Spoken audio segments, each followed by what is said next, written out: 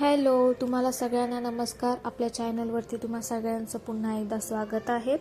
तर आपण आता आपल्या मागच्या व्हिडिओमध्ये बघितले की पितृदेव कोण असतात, पितृपक्षाचा कालावधी कोणता आणि पितृपक्षात श्राद्ध तर्पण कसे करावे.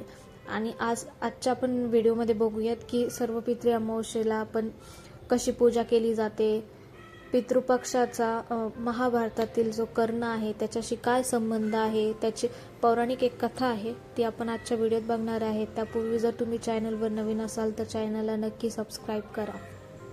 सर्वात पहिले आपण जाणून घेऊयात की यावर्षी सर्व पितृ अमावस्या कधी आहे. तर 2 ऑक्टोबर 2024 बुधवारी सर्व पितृ अमावस्या आहेत.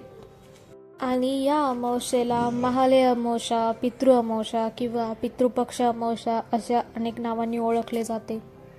या दिवशी अशा सर्व पितरांचे श्राद्ध केले जाते जे अमावस्येला मरण पावले आहे किंवा ज्यांच्या मृत्यूची तारीख आपल्याला माहीत नाही किंवा काही कारणास्तव पितृपक्षात आपण त्यांचे श्राद्ध घालू शकलो नाही, तर पितृदोष टाळण्यासाठी सुद्धा या अमावस्येला श्राद्ध करण्यात येते.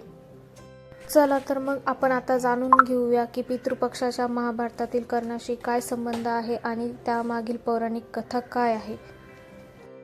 महाभारतात कर्णाचा जेव्हा मृत्यू होतो, कर्णाच्या मृत्यूनंतर जेव्हा त्याचा आत्मा स्वर्गात पोहोचतो तेव्हा त्याला जेव्हा खाण्यासाठी भूक लागते तर त्याला खाण्यासाठी सोनं आणि दागिने देण्यात येतात. तर तेव्हा कर्णाला काही समजत नाही.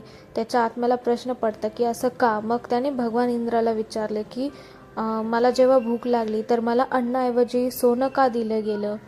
तर तेव्हा भगवान इंद्र त्याला म्हणाले की हे कर्ण, तू नेहमीच फक्त सोने, हिरे, दागिने, चांदी यांचे दान केले आहेस, परंतु तू कधीही आपल्या पूर्वजांना अन्न दिले नाही, म्हणूनच तुला तुझ्या जेवणामध्ये या सर्व गोष्टी दिल्या गेल्या आहेत. तेव्हा कर्ण म्हणाला की मला माझ्या पूर्वजांची माहिती नव्हती, म्हणूनच मी त्यांना काही दान दिले नाही. पण आता त्याला त्याची चूक सुधारण्यासाठी एक संधी देण्यात येते आणि त्याला पुन्हा पृथ्वीवरती त्याची आत्मा पाठवण्यात येते, जिथे त्याने आपल्या पूर्वजांच्या नावाने स्मरण करून श्राद्ध केले, अन्नदान केले, दानधर्म केले आणि पूर्वजांच्या नावाने त्यांनी पिंडदान तर्पण केले. यामुळे काय झाले तर त्याचे पूर्वज सुखी झाले आणि कर्ण जो आहे तो पितृदोषातून मुक्त होऊन पुन्हा स्वर्गात परतला. पूर्वजांना पिंडदानाची ही कथा हिंदू धर्मातील पितृपक्षाच्या काळात पिंडदानाच्या विधीचे महत्त्व आपल्याला स्पष्ट करताना दिसते. असे मानण्यात येते की त्रेतायुगात भगवान राम यांनी माता सीतेसोबत पिंडदान, श्राद्ध तर्पण असे विधी केले होते आपल्या पूर्वजांसाठी आणि यामुळे त्यांनी दशरथ राजांचे आशीर्वाद प्राप्त केले होते.